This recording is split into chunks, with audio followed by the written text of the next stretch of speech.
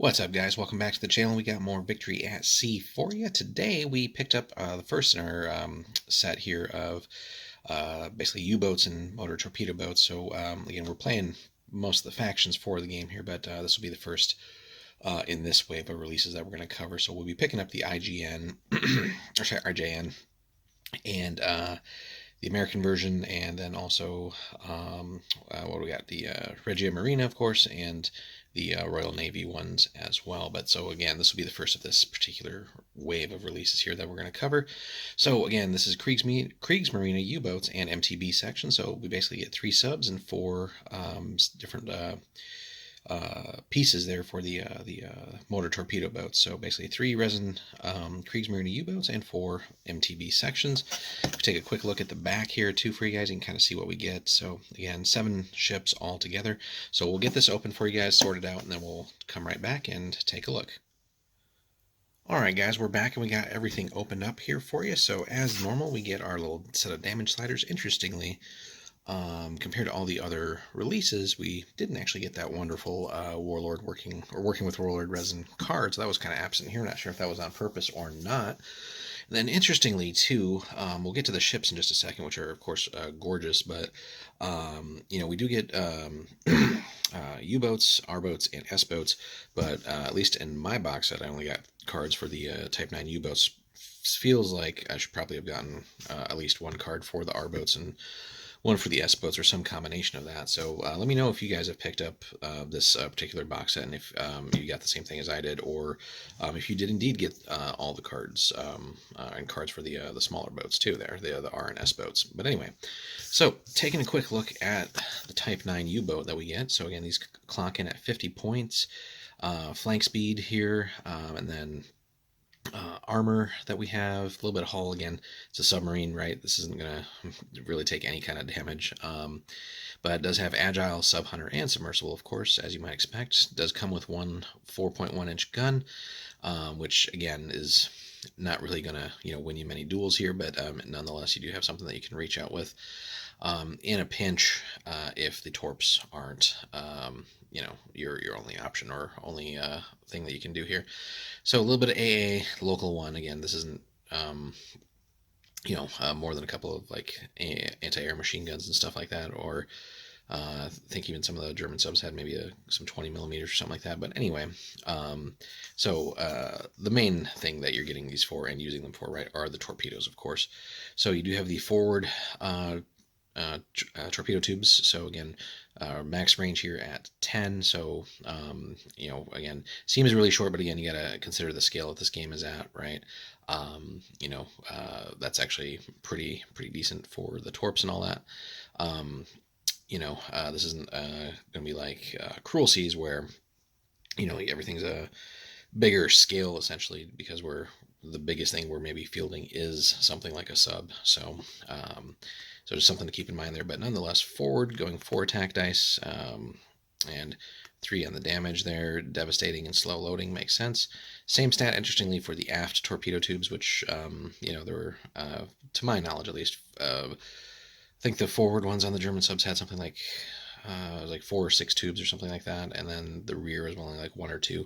So it's just interesting that they kept the stats exactly the same there. But nonetheless, something that you can use as you're potentially moving away from the enemies, just to sort of keep plinking away at them with those. And then on the back here, so some interesting historical stats and all that, and some of the various variants and refits that we can do here. So radar we can add here for +5 points, but only in the forward arc. Torpedoes we can basically decrease the range, but add and the damage, but add the wakeless trait. Again, we'll have a video on all the special rules finally coming up soon. But anyway, 10 points to actually upgrade into that, even though it seems like a downgrade. But refits then, so for the 1943, we could remove the light gun just to trim off 5 points there, but also may replace torpedoes with, I believe that's a more advanced variant there, the T3s. So yeah, we increase or decrease range bands as there and dice, but we could also add the wakeless traits there, but that's a 15 pointer, but a little bit better than the above version of that. 44, we get some interesting upgrades again, really improving the radar for another 5 points. So basically no longer fixed in forward arc. And then finally, may replace torpedoes with the G70 T4s. Again, we're decreasing range and damage, but we add wakeless and gain +1 bonus to attack dice against ships moving faster than 4 for a whopping 25 points. So definitely going to take some play testing and everything just to get the feel for those and see what kind of refits we really want to go with. Excuse me. But on to the goodies now, and that would be the ships. So these are tiny, and I do mean tiny, but again, everything's correct there, but nonetheless, still like super crisp detail. If you can see the, the name and type on the side here. So, for what these are, Warlord, and what detail there would be on like a sub, Warlord does a phenomenal job here of capturing that. If we can get it to focus in and kind of get close. So, really gorgeous stuff there. Then getting in real close to the torpedoes, or sorry, not the torpedoes, the S boats here, and the R boats. So again, you can kind of see every last little bit of exquisite detail here. Let's see if we can't get this. Oops, we can make this work for you guys. There we go. So yeah, capturing the various deck guns, the torps that these things did carry. So yeah, really good there. And then last but not least as well, the R boats. So if we can get that focused up for you guys. Oops. So again, having 2 per base here is pretty cool. So yeah, really good stuff there. Super easy, going to be super easy to paint up, right? There is detail, of course, as we've seen just now, but nonetheless, these will be super fast to paint up, but really crisp details here. No warpage. This is all the good resin. No more of that darkly colored resin that we saw in some of the earlier waves of releases. So overall, really good kit. That being said, I don't remember what the price was on these, but I feel like one of my initial thoughts was that this is a little overpriced for what you're getting. I mean, yeah, sure, you get your cards and all that, and we'll hopefully figure out if we did, if these were the cards that we're supposed to get, or if we're actually in fact supposed to get cards for the R and S boats as well. Again, let me know in the comments, guys, if you do have feedback on that. But just waiting to hear back from Warlord on that. But just for the amount that you get here, I feel like again, I'll go back and double check the price, but I feel like these were just like a little bit overpriced for what you get, and it'd probably be the same for each of the nations too. I feel like certainly we're gonna have to buy like at least one more of these, really, just to get more of these guys, and maybe even some more subs to really build up some wolf packs and stuff here. But I feel like certainly we could have had like 3 of everything, right? 3 subs, 3 S boats, and 3 R boats. I think that would have probably been a little bit better value for money. So just personal thoughts there. Let me know in the comments though what you guys think of that. But overall, just good release. Glad to see these things coming into the game.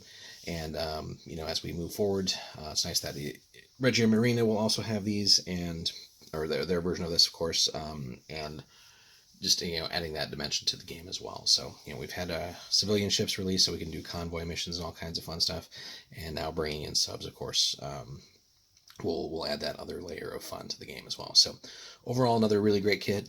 Certainly loving Victory at Sea so far. Again, we got work to do with still getting things painted up for you guys here. We're getting close to having fully painted fleets here for you guys.